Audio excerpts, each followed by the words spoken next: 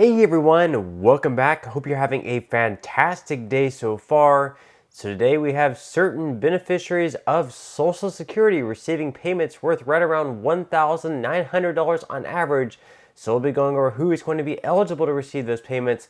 Plus, later this week on Friday, we have some more payments going out to certain beneficiaries of Social Security as well. So we'll be going over that.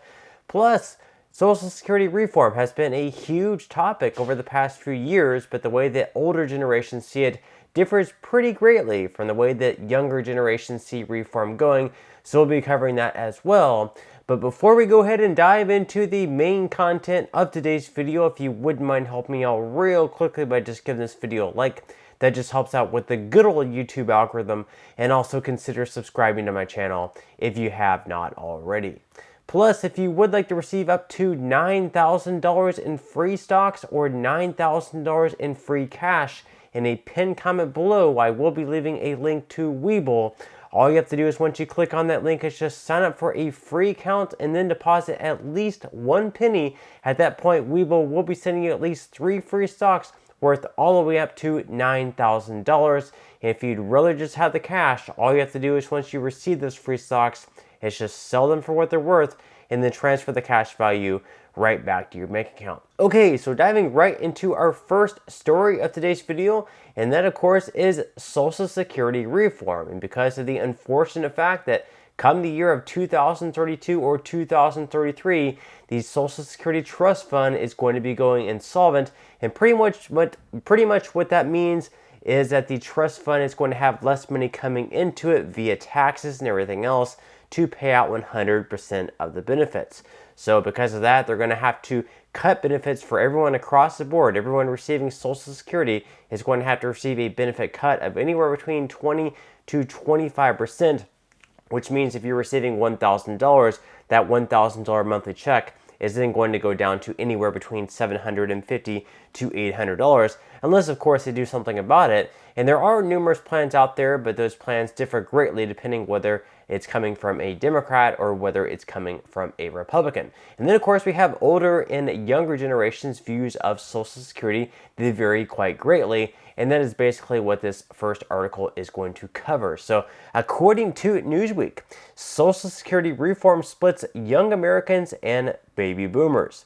So younger generations in the United States are more likely to support cutting Social Security benefits for retirees to ensure the future sustainability of the program than older generations, according to a recent survey commissioned by Newsweek. The poll conducted by Redfield and Wilton Strategies on behalf of Newsweek between February 18th and 19th found that a 66% majority of Americans across all generations agreed that Social Security program needs reforming, though they disagree on how to do it. A majority of 69% of respondents across all age groups opposed cutting benefits to those on Social Security, while 52% were against raising the retirement age and 44% opposed raising taxes on workers' income. The poll was run among a sample of 1,500 eligible voters in the U.S. Baby boomers, those born between 1946 and 1964, and members of the silent generation, born between 1928 and 1945,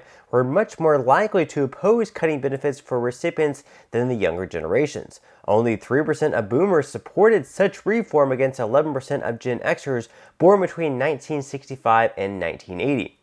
20% of millennials born between 1981 and 1996, and 30% of Gen Zers born between 1997 and 2013. The generations were more aligned in their opposition to raising the retirement age, opposed by 41% of Gen Zers, 53% of millennials, 46% of Gen Xers, and 53% of baby boomers and members of the silent generation. And increasing taxes on workers, opposed by 36% of Gen Zers, 48% of millennials, 55% of Gen Xers, and 38% of baby boomers and members of the silent generation. Significantly, younger respondents to the poll were less likely to say Social Security will be important for them when they retire, with respectively 51%, 44%, and 32% of Gen Zers millennials and Gen Xers, saying that the program will be able to support them in their retirement against 52% of boomers and the silent generation. Across all generations, 44% of respondents agree that Social Security benefits will support them in their retirement. So basically here we can see that younger generations do not have nearly as much faith in the Social Security program and it's still being around paying out 100% of the benefits, or quite frankly any benefits at all. Now luckily for them, they do have a little bit more time to save for retirement, whether that be a 401k, an IRA, or just other savings or investment portals. Whereas older generations are already receiving Social Security benefits, and at this point, they don't have nearly as much time to save. But let me know in the comment section below, what do you believe is the best method to keep the Social Security Trust Fund solvent for a longer period of time? Do you believe that we need to be raising the full retirement age, increasing taxes? Let me know your thoughts and comments below. But in some other news, of course, today we have more payments going out to certain beneficiaries of Social Security. Those payments are going to be right around $1,900 on average. Plus, later this week on Friday, we also have more payments going out as well. So we're going to be covering both of the payments in just a moment. So last Social Security payment of the month arrives today, but it won't be the only one this week. Retirees receive $1,900. So they stated here that who will receive the last Social Security payment today.